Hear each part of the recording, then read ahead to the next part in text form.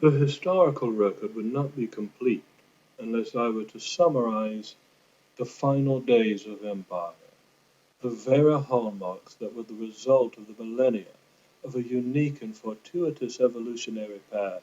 followed by and selected for by the most profound members of the founding sex and race of empire, that reached its culmination in its embrace of the sanctity of individuality, along with its concomitant and inherent sense of individual dignity and worthiness of respect, as well as the codification of these individual rights, ensuring the freedom of the individual to pursue, in its highest realization, life, liberty, and the pursuit of happiness, while protecting him or her from the abuses of authority, and enshrining these beliefs into the vital spiritual ethos of the culture of empire, also had its maleficent side, manifested in a plague of individual and cultural self-searching and self-criticism, which left it open to the manipulations of guilt and shame. There was the conundrum of the bleeding heart. They, the founding sex and race of empire, had succeeded so well that they began to question why they hadn't always been perfect in administering and applying their own high standards in affording to everyone not only the presumption of having equal capacity, but of being equally deserving in outcome of pursuit and circumstance. Moreover, there are the bizarre psychological repercussions encompassed in projection and reaction formation that are related to what one has suppressed and repressed and denied, regarding aspects of one's character which one doesn't want to admit, such as in the case of a secret belief and or fear of the possibility of one's own superiority, or any instance where one's nature and thoughts are in contradiction to one's ideological proclamations. This is especially true regarding those aspects where one's truth of experience, including and encompassing all manner of prejudices and biases that are formed here, are actually perverted in their own suppression, repression, and denial. This is the domain of the Puritan or Zealot, who follows the pursuit of the pure ideal to a destination of fanaticism. Now here lies the carcass of what was, at once, the suicide and the murder of the greatest culture that the world had ever known, rendered into halves by a polarization and impaled upon its own fractious groupings that lay under the polarization. Here lies the carcass of that unique experiment in its mass of historical lessons unheeded, along with its biological and emotional and psychological proclivities and truths rejected, culturally, socially, and individually, finally and thoroughly cannibalized by its most sophistic and jejune incarnation of that long line of belief systems which are born and shaped by that special rule of evolution that was created by the founding sex and race of empire, that, at its best, had enabled them to question everything and to allow and to entertain all points of view.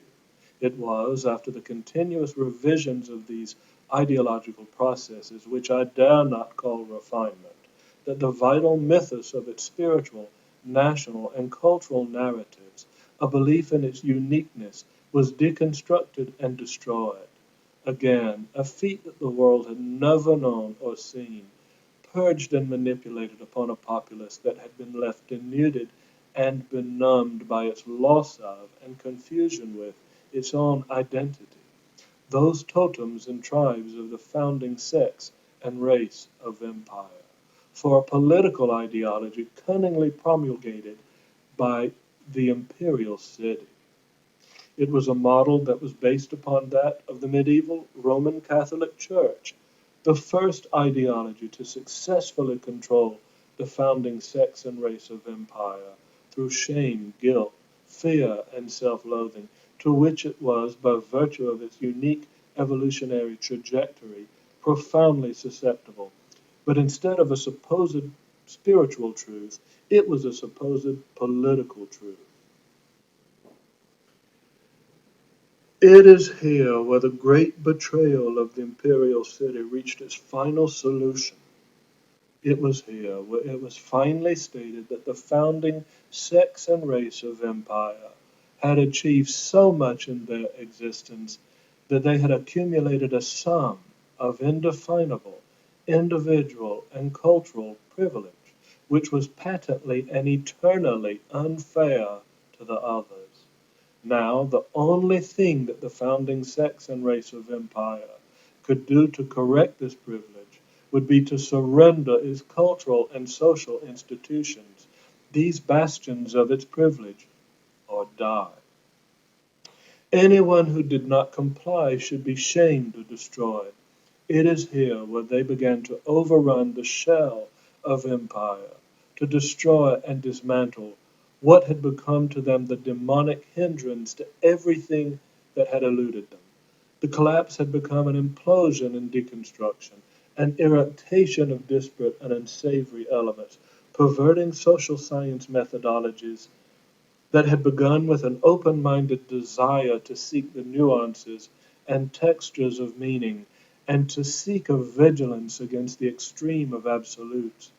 but which had gradually devolved further and further via the emotionalism and hysteria of feminism and its hallmarks of emotional honesty, emotional fealty, and the definition of truth as one derived from an emotional consensus into truly bizarre ways in which to deny substance and rationality, where, they, where there can be no legitimacy to any self-evident structures or truths that do not support the impossible dream. It was here, in this post-structuralist methodology, where was found the means by which rationality could be eviscerated whenever it did not support the desired delusion, and where the impossible dream could be pursued to its own demise into absurdity, and finally, where intelligence was redefined in so many abstruse ways that it was finally devoid of the notions of profundity and wisdom. It is here where they were rejoicing and stomping on the old institutions and hallmarks of civilization because they were created by the founding sex and race of empire. This is where these covert narrators of sorts tried to steal a sense of worthiness, to write their own story, to plan their own lives, though they were largely unqualified to do so by merit, and largely uninformed as to what it was that they should do to follow their bliss because of their own lack of truth of experience. It is here where their covert narration had become a blank slate of confused and broken identities, an amorphous blob,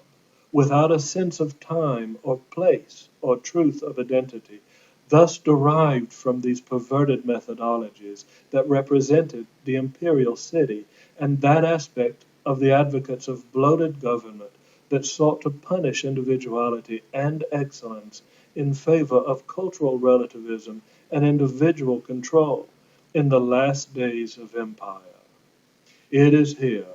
where its failed directives began to collapse in the shell of empire's previous borders as they were finally bridged and abrogated. It is here where the polarization and the divisive fractions underneath it sought separate and distinct paths, some desperately trying to reaffirm the old identities, while others, the identityless, sought in vain to construct and establish some new and eponymous semblance thereof, as the implosion and deconstruction traced and still followed its evolutionary imprinting along old and new totemic borders.